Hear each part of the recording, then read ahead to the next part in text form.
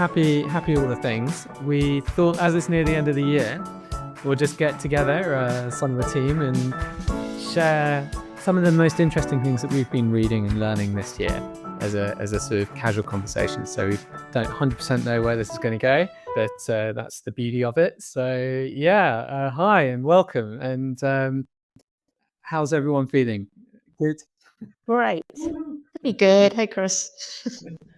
So we also normally traditionally do a quiz, which Jake would always win. So because he's the most prolific reader amongst us all.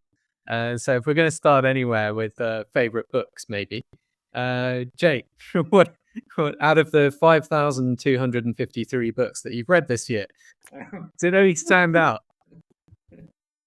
5,254. But I'm joking. I think one of my favorite books this year was a book called That Will Never Work: The Birth of Netflix, by its first CEO, I think co-founder, a guy called Mark Randolph. And unlike the other guy, Reed Hastings, I think, he's sort of kept a much lower profile. So you don't really hear about him much, but he was the guy that actually had the initial idea, and that, as legend suggests, that did come from a genuine pain point of getting late fees for his blockbuster video. And I think there's sort of two lessons in it, which probably we all know intuitively, but until you read about someone actually experiencing them, you forget. And the first one is that obviously the best ideas come from a pain point. Something that's not working, you don't feel comfortable with, you think there's a better way of doing it. And it was just really interesting to hear that story, which I thought was legend and made up, was actually true. And then I think secondly, and again, I felt this when I was reading the biography by the Nike founder, which Shoe Dog, that's it, Phil Knight, Shoe Dog, yeah, exactly. And that there's a fantastic book and a lot of similarities in the sense that you realize, Nike's this sort of whatever few $100 billion brand now, but the number of times it almost failed along the way is just, it's almost innumerate. And it's the same for this story about Netflix. There were so many occasions in its early years and early days where it could have gone bust and could have failed, and yet it is here where it is now. And I suppose that illustrates, not just giving up, but also how so many of these very successful companies, that sort of outsize in terms of their success, they normally needed a huge amount of luck, because to survive so many near-death experiences, there must have been a lady luck on their side. And I think it's also a point about how it's easy to kind of lionize these people, and people like Elon Musk and all these types of characters get lots of praise for their success, but actually behind each and every one of them there's an enormous amount of fortune as well, which isn't talked about. It sounds like they're these brilliant geniuses that everything they touch turns to gold, but in reality there's hundreds of thousands, millions of other people on the earth who are just as bright and intelligent, but because they're not in the right place at the right time, they don't benefit from that luck. Elon Musk is not the only person that could have founded a company like Tesla or SpaceX. So I think, luck plays a massive role in life, and I think this book really hits that home. And along with Shoe Dog, I would really encourage anyone to read them, because they're some of the best kind of business biographies I've read, where they're good stories, but there's also some fabulous lessons in there.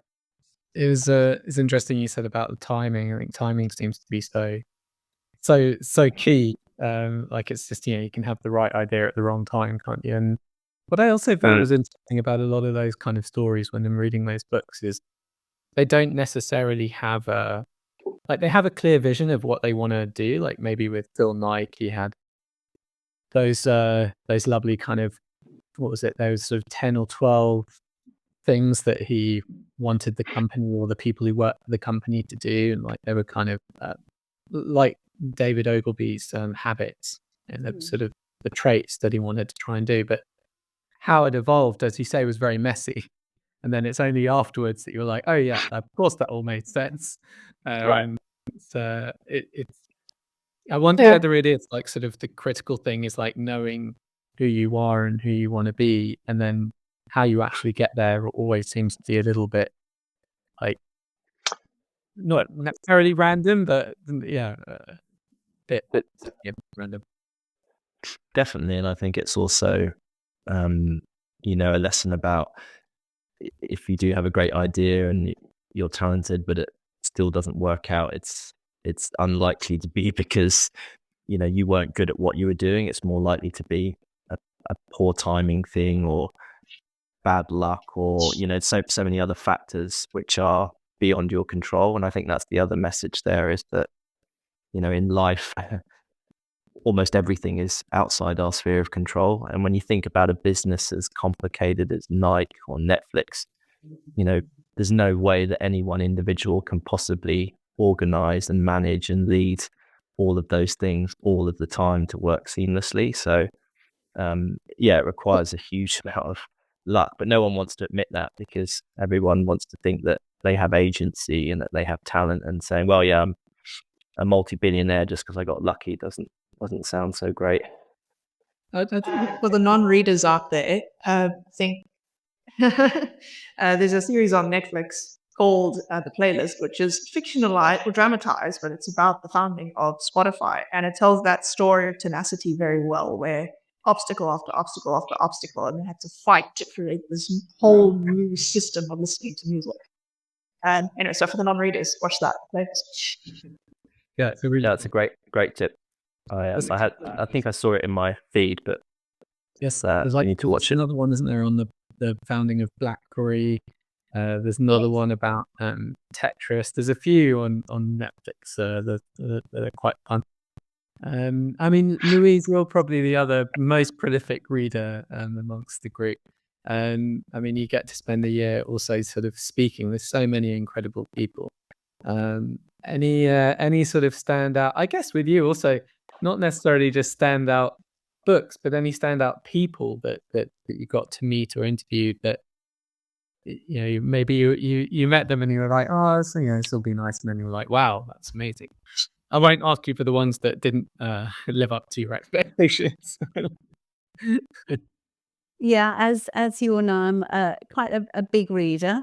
The book I've chosen to recommend that I read this year, it was published last year, Politics on the Edge by Rory Stewart. I didn't really know much about him before, and it just really stayed with me and made me ask a lot of questions. Because he asked a lot of questions, he almost, that was what made him problematic, because he didn't just go with the flow and come into office and just do what they did before. He wanted to learn and he wanted to possibly make changes, because he wasn't just a yes man. He became a problem. But it just really makes you just question the whole of how politics runs. It sort of made me think a little bit about another great book, which is Fifth Risk by Michael Lewis. And in that, he came in and wrote the book after, I think, maybe Trump had been in power for a year. And he tells us all about how the system works in government there and all of the government offices. And that's a great one to read to get ready now for Trump coming back. But that's not my recommendation. As I say, yeah, definitely a very interesting man, asks lots of questions. And it sort of put me on to then thinking what were interesting things I'd learned this year. So I've been trying to learn a lot more about how money works. It's complicated. People are talking about collapsing economies. I'm like, what is that? And I don't think many economists have what Nazim Taleb calls skin in the game. So a real life view came from reading The Trading Game by Gary Stevenson. And I know maybe now some people have questioned how accurate some of his story is, but his experience of going into Citibank and the way it all works and the way half the people don't seem to know or even understand how they're making money, that's a real eye-opener. And then Gavin Jackson has written a book called Money in One Lesson, How It Works and Why. it asks really pretty dumb questions, which you realize you don't know the answer to. Like, why can't we just print more money? So I've really been going down a sort of rabbit hole in that direction. Was this like a mixture of money from a kind of country big level and some personal stuff as well, or was it just really like how the countries and banks? Well, the Gavin Jackson one is really like, why do we pay interest? It's very basic economics questions. But along that line, I was going to say that something I've got on my Christmas list is a book called Kaput, The End of the German Miracle. So again, there's so much going on at the moment, isn't there? And every country there's at war or whatever, it's all to do with, it affects the economy. So everything's so interconnected, and I just realized I don't really know what's going on. So I've just been trying to, teach myself bits like that. My other tip in that respect, you may love or hate him, but on YouTube, there's this guy called Professor Mario Ineco, and he goes under Maneco 64, Maneco 64. He talks a lot about gold and fiat currencies, and half the stuff I don't really know what he's talking about, but I'm trying to learn and I'm trying to look things up. And so I'm hoping to understand more about how money works. And Rory Stewart's also got a brilliant. He's got a podcast. You're right. Yeah, Chris. The rest is politics. Yeah. Yeah, no, my And another person who's a little bit off center, who talks a lot about money, is a guy who Jake and Chris and I saw down at Kilconomics, the economics festival in Kilkenny, and his name's Hugh Hendry.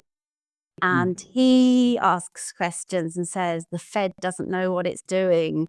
And you're like, yeah, these things haven't always been there. They've come in for a reason and they could go out for a reason. So just because we think something is the thing that runs the system doesn't mean it's there forever. Yeah, I mean, we're still That's very true. possibly talking about making tools with you as well. We just haven't figured out quite how it fits with everything else that we're doing. But yeah, I had a feeling we might have a microeconomics course on the way, not just Yeah, that would be very exciting. I'll just say again for my last thing before I finish is this chappie Maneco 64, Mario Ineco. He often recommends a book, which again I've got on order. It's called The Tower of Basel, Shadowy History, a Secret Bank That Runs the World. So I've got that on order as well. So Title. yeah, the death of money. Who knows what everything means? Jake and I have been talking about sort of the finance side of things for a long time. I think as though when we first started the company, one of the guiding things was always like, oh, wouldn't it be great to learn all the things that you should have learned in school but weren't. And one of those, the biggest thing seems to be managing your finance and just understanding how money works. And I'm so happy right now we're finally getting around to making some stuff on that. So Jake's been putting together a behavioral finance course with some interesting people, and then we've also with Dan Ariely, we've got some other stuff in there as well. The sort of behavioral science, the life course, which touches a lot on sort of how you can use psychology to help you manage your finances, but it also just explains a little bit about the very basics of what we should all be doing. It's weird that we don't get towards any of that. It seems so critical, and I think same with adults. I mean, in the UK, like I think that they're saying that state or government pensions just won't exist for people in 15, 20 years because they just can't afford to do it. So everyone's living longer, and like it's just not going to be. It's going to be a thing. So you have to do your own savings. You have to manage stuff yourself. And we're so bad. We know this from behavioral science at planning for the future or thinking about the future. We're all very good at sort of, well, I want that thing, so I'm going to buy it now, rather than thinking about what might happen in the future. We'll figure it out. And yeah, it's brilliant. Oh, what fantastic recommendations! Thanks, Lady Louise. Super kind. Zara, how are you doing? I like the tiger in the background. It's a lioness. Yeah, this co-working space has some fantastic art. Yeah, anything fab? You were talking about like learning stuff that you should have learned in school, but haven't. And part of the course we're working on with Dan Ariely, as you said, touches on many aspects of life, and one of them is healthy habits and nutrition. And he said something in our interviews with him that has become my favorite quote of the year, which is, and picture Dan Ariely saying this in what he speaks, and he's lovely, but he's quite serious. He says, think about the cookie. The cookie is weaponized food that makes us want one and then another and another. And it's just so wonderful like to hear Dan Ariely talking about taking something like this so seriously. But he was talking about what you were saying, a temporal disconnect, which is when something, our brains have evolved to get sugar and comfort and other things whenever we can, because we evolved in an environment where those things were rare. And now we're using the same brain software to try and do all kinds of things like make investment decisions. So behavioral science can help us navigate this strange world we're living in. Yeah. Any other fun books though that you've been reading this year that you've enjoyed? Yeah, all sorts, but I wanted to share this one because I know people are busy this time of year, so this is also like a really accessible book, and it's from Meik, who we love, and it's just called The Comfort Book. And the great thing about it is that so I say accessible because it's filled with short little bits. And when I say comfort, it's for the mind that has been through some tough stuff. And I don't know about you, but 2024 for me has been kind of rough. So these things are great. And, he says things like, one of the items is called being, not doing. And it says, you don't need to exhaust yourself trying to find your own value. You are not an iPhone needing an upgrade.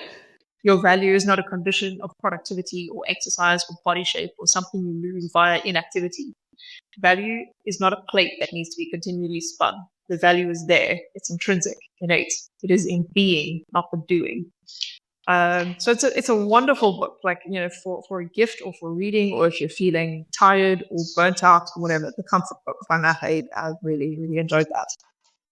Is it like a book that gives you a hug? Yes, exactly. It's a book that gives you a hug. Great recommendations there. If anyone else wants another book that gives you a hug, definitely read Meik Wiking's new book. So good. Danish living. Yeah, he's so talented to be writing that well in not even his first language. Yeah. It's incredible. And Chris, how did you meet Meik Wiking? It was actually at a Nudge Stock event in 2017, 2016, I yeah, maybe 17, something like that. Yeah, and we got chatted, and I think I just loved his story and his presenting style, and it just came across as someone so genuine and so passionate about what they were doing, and his story is remarkable as well. Like, he started the Happiness Institute because one of his best friends committed suicide, and so he wanted to understand what makes people happy and what makes people not happy. Started the International Happiness Institute and helped create the International Happiness Report and a bunch of other things. Works with tons of companies all over the world, and has this really cute, gorgeous office in Denmark, and now has 2 happiness museums. I think they started a happy museum in Denmark, and now they've started another one. I think it's in Spain, if I remember correctly. Well, just this year, but yeah, he's just such a nice guy, and he became famous, I guess, through his book, the Little Book of Hygge, Hygge or something, found in all like those random cute shops that just sell stuff. His books in all of those, and every single Apple bookshop as well. I think it's sold about 8 million copies now, which is insane. But what's fascinating about him is, if you ever want to understand how writing can improve over time, read his books in sequence from the first one he launched to this one. And it's so clear. You can see each time he launches a new one, the writing's a little bit better, a little bit more enjoyable, a little bit more humorous. It's actually incredible to see. And this one's fantastic. Like, I think his writing now is, better than tons of English authors who are native speakers. It's so funny. It's like a sunshine, like a little hug. This one though focuses a bit more on happiness at work and in your career. So I think particularly if anyone's listening to this from HR or is a CEO of a company or running a team, you want to understand how you can make your employees happy and not suffer from burnout and want to stay with you and not leave your company. Fantastic book to read. Really, really brilliant. I hope no one else was going to mention this book, otherwise I'd Not that book. My book recommendation was actually one of his previous ones, which is The Art of Making Memories. I don't know if you guys have read that, but it's amazing. It basically gives you all these different tips to basically make happy memories, and it looks at how if we reflect back on moments of memories that made us happy, how that actually affects your overall being of happiness, which I just thought was amazing. And he basically gives all these little tips, and my favorite one was if you want to create an unforgettable dinner party, which is something that you'll remember going forward, is to basically have a dinner party, and every guest that comes to your dinner party should bring a dish that they've never eaten. So it might not be, it might not be like the tastiest dinner ever, but I think it's probably going to be one that you'll remember. And obviously that's going to conjure lots of like happy moments and memories and just exciting. So I was like, Dear Irene. look, anybody wants to class party, maybe if we're all in the same place at one point, you should try that. I think it'll be really fun. Hopefully all your guests don't get food poisoning. We actually do that a similar thing in I mean, it wasn't 100% the same, but at Stream, this sort of WPP event I used to help look after, we would have you'd always have lots of people. So there's this invite only event of lots of interesting people, and it's free to attend, but you have to be invited. And 3 days at this, in our case, at a wine farm, having these incredible talks. And one of the evenings we would have a sort of international barbecue or international braai. So it was in South Africa, and everyone would bring along an ingredient from their country that other people might not have tried, but that they wanted to prepare for the rest of the guests. So everyone had like their own little sort of cook station where they could make stuff from their country, and it was very cool. So like totally weird stuff. It's great.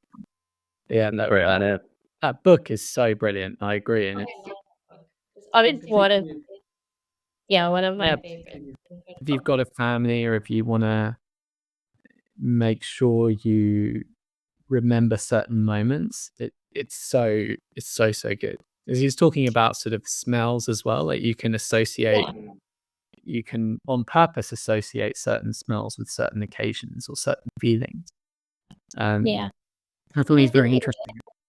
Yeah, I think in general as well, it just kind of makes you be like way more present in the moment than, if you actually hadn't read the book. I found since I've read it, I'm like, ooh, now if I go for a walk on like the promenade, I'm like, wow, the sunset is so beautiful, or like you can smell the ocean, and you actually start tapping into these things, and then you all of a sudden just feel happier, which I think is amazing. So I definitely would recommend that one. And I think any of his other books as well. Or you could do the happiness course, which basically covers. Good one, Irene. I was just going to say it's one of my favorite courses. And when I first saw it, I was like, what is this hippie nonsense? The happy course. And I couldn't believe it. It's full of science and countries where they have the minister of happiness. And I mean, it's possibly one of the courses that's got, the most scientific things within it, which you'd never tell from the title. So yeah, totally recommend that course. It's amazing. Yeah, and I think actually on that point, his new book is excellent. And I think there's definitely another course in that, which would be really valuable, because I think as that book sort of outlines, obviously, happiness plays a huge role in organizations, not just for the person, that doing the job. And obviously that's something you want someone to be happy in their role, but also for the organization as a whole. I think a lot of perhaps business leaders don't realize that happy workers actually have a huge impact on your bottom line. So ultimately businesses are about making money. So a lot of these businesses will only invest in these things if they know it's going to make them money. I think that's something that's really underappreciated and not particularly well known, even if it seems kind of obvious in retrospect. Oh no, I think when I was reading it as well, the one like random fun fact that I thought was brilliant was the I think I shared this on another call, but I don't know whether anyone can remember the job that gives the most happiness. Can anyone remember what that was? Was it a teacher? Close. It's clergy, like a vicar. Clergy, that was it.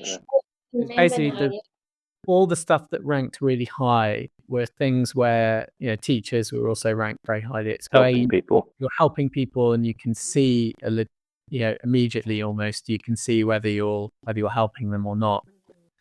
There's all the jobs that are about giving to others and sharing with others, and the one that was least enjoyed, the unhappiest jobs were like tax collector, or like the one that was actually I think the worst was parking ticket sort of attendant or something, like those people who go around and give you fines if you parked in the wrong place. Traffic warden, that's it.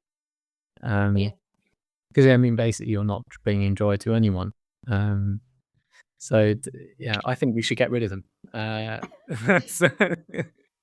on health grounds, happiness health grounds. So no more parking attendants, ticket wardens, anyway. And I wanted to ask Margot about her favorite book of the year that I know she's read probably hundreds and hundreds of times to her children, but it's such a classic. So my book of the year is it's a Winnie the Pooh book. It's an old book that used to be my mom's. And I know it's not a groundbreaking novel or the latest bestseller, but it's a book that I currently find myself reading at night for my kids. And I think it's kind of perfect because my life is so busy, and Winnie the Pooh has a way of sneaking wisdom into simplest words. And there's actually one Winnie the Pooh quote, and I think it's maybe one of the greatest quotes of all time. I'm going to read it. You are braver than you believe, stronger than you seem, and smarter than you think. It's the kind of reminder we all need, no matter our age. Lovely. Fantastic. Beautiful. Do you know how old the book is? I actually don't, but I remember my mom telling me that she used to read it for her brother, but it doesn't say. But it's very old, like kind of falls apart because Anna's been playing with it a lot, and she's obsessed with the book, and because it's got very beautiful like drawings in it. I showed it off earlier, but yeah, it's a really old book. You can also old books. It's got a funny smell to it too, but it's got really beautiful They do. drawings. I love the smell of old books. Oh, yeah. It's a very, very sweet recommendation, Margot. And so if anyone's going out now to buy it for themselves or their children, when I was 6, I had bought for me A.A. Milne's book, Now We Are 6, which is Little Poems, which is also a beautiful book to buy your children, along with the Winnie the Pooh book. Oh, nice. Yeah, well, I mean, I think one of my top books of the year actually was that said, we had Leonardo in March, the end of March, wasn't it? And Jake actually gave me a book. So I've been reading lots of parenting books. And one of the best ones actually was one that Jake gave me. It was called Commando Dad, Basic Training. It was like written by like this sort of like special forces army dude. And it gives you really, really practical advice in a very fun way about how to look after a kid, and it kind of takes you from birth to like probably early, and I was going to say early teens, but not teens, like early, like 1, 2, 3, 4, 5, 6, 7, 8, like probably 7 years old or something. But it says from birth to 3 years old, actually. There you go. But yeah, going too far. But it's really, really good. It's really practical. I think like when you become a parent for the first time, for me, it's like with many things in life, it's the unknown that you're always most anxious about. We want things to be certain in our lives, and with parenting, there's so many unknowns. It's another one of those weird ones where it's like, hey, congratulations, you're a parent now. Ta-da! Like, go do all the things. But where do I start? There is no guidebook. Like, you just have to do it. So the things like that very practically kind of tell you some research-based stuff as well. I mean, it's all he co-wrote it with a child psychologist, but like a doctor and nutritionist and a bunch of other things. So yeah, it's incredible. Yeah, I mean, I always thought it was incredible that you get a manual, this thick for your microwave, but no one gives you one for your baby. I mean, which is kind of wild when you think about it that way. I mean, again, to your point at the beginning, Chris, about all these topics that are never taught to you at school, like personal finance. I mean, it's amazing that there's no kind of formal education around how to look after and raise a child. I mean, it's madness. I mean, you'd have thought that's one of the most important things that you ever need to learn, and no one teaches you.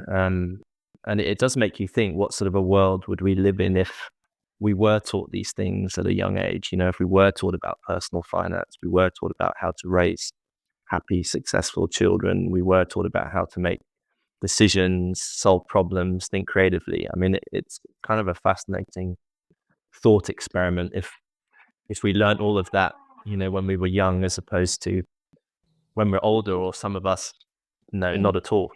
Got a visitor.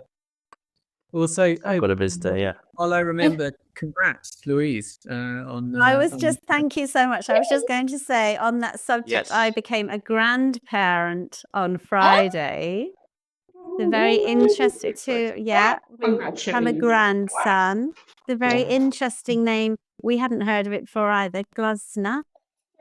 And mother and baby are doing very well. And with your recommendation, Chris, maybe I'll be buying that book, The Commando. What was it called? The Commando? Commando Dad. The Commando Dad. I'll be buying that for Dad for my son-in-law. So thank you very much. Yes, we've got a baby in the house. That's been fun. And then, I mean, with I know sort of we'll probably want to finish this off soon. But the other top book from my side, I think, we made a lot of stuff on AI this year, both for the brand or for the company, and we made a course on AI. These two books, I think, were really, really brilliant. The first one was Co-Intelligence, written by Ethan Mollick, who's absolutely marvelous, and I've never met him. I've reached out to him, so hopefully maybe at some stage he'll get in touch. But yeah, he's a professor from Wharton, and just is really passionate about all things AI. And if you want to read one book that gives you a really good holistic overview of how impactful it is, why it's so important to understand it, and kind of some really helpful practical tips on how to use it and how not to use it, highly recommend that book. Also, sorry, Chris, before we move on to the next one, obviously we all know AI is changing all the time. So Ethan Mollick's book is great, but also his blog on Substack, which is called One Useful Thing. He was updating like as information comes in, and it's so easy to read. It's it keeps it accessible, but it's a fantastic resource. He's like a Rory Sutherland with AI in a way, in that he's a fantastic storyteller. So he takes stuff that's very, very complex and turns it into something that's really easy to understand and enjoyable, which is kind of what we're all about as well. So yeah, ta-da. Yeah, Nexus was fascinating as well. If anyone loves Yuval Noah Harari, if I was being honest, it's probably not my favorite book of his, but there's a lot of very interesting things in there, and it's primarily about the psychology of sort of and maybe a bit of a warning sign of things we need to be aware of and look out for how AI is going to impact everything. 'Cause it's kind of one of those things where it just happens in the background a lot of the time, and then it changes the way that all of us experience life. And so one of the examples he gives in here is, a very, very basic program, which isn't really even AI, but that's had a huge impact on everyone. Is if you look at, I don't know, Facebook or Instagram, like social media platforms, he says that they have an algorithm that's been told optimize for engagement, which is great for that company. But it means that, we end up death scrolling or doom scrolling or whatever. And we look at a million different YouTube videos and shorts and whatever. And that's not a great use of our time. And it's not good at all for our mental health either. And that stuff's already happening in our lives. I mean, it's interesting that this year there's been a big movement in most countries around the world to ban smartphones from kids until they're around 15, which I think is brilliant. We saw there was a great Adstock, wasn't there, Louise, as well. Yeah, that's been really, really interesting to see. But yeah, and AI is kind of one of those topics where it's going to affect us. It's still early days. Very, very good to understand it now. I think it's going to affect us in all sorts of ways, and it's an innovation that's going to impact all of our careers in the same scale as, if not more than the internet did. So if you haven't started already taking a course and learning about it, do it. Oh, and then fun last random mention, if you just want a fun book to read, is this one, which this chap became very famous on Instagram earlier in the year. Alan Peters is Logos That Last. So if you like looking at good design, and if you want to understand what makes good design and not good design, this is a super approachable, really fun, lovely book. And his Instagram account is brilliant as well, if you want to do it. But sadly, we might have to wrap it up there because I know Zara's got to go and we've got another call starting in 2 minutes. But I guess, we just wanted to say, huge thanks to everyone who's taken our courses, and we hope you've enjoyed them, and we're very excited about what next year has to bring, and we're working on lots of new content. I think particularly exciting is the Dan Ariely one that Zara's writing, all about how you can use behavioural science to improve so many dimensions of your life, including the ones we've talked about being really important, like personal finance, for example, and eating well and all of those sorts of things. So keep an eye out for that next year, and have a wonderful holiday and a very happy new year. And just before we go, can I tell you my favorite dad joke of 2024? Yes, you do. Absolutely. I'm sure, like, on the website, you'll see like all the little fun facts and jokes that we have, and at the bottom of all of our newsletters, we always put a dad joke. So I just wanted to share my favorite one from 2024. I think you guys might know, but how does Darth Vader like his toast? On the dark side. That is Anyway, that is a very good dad joke. Yeah. I think Chris and I can legitimately use that. Those things. Congratulations to both of you. What a way to finish. Thank you. Cheers, everyone. See you later. Bye. We hope you enjoyed listening to this 42 Courses podcast. If you did, please like and share. Any comments are also very, very welcome. And of course, if you want to learn more about us, visit our website at 42courses.com. Thanks again.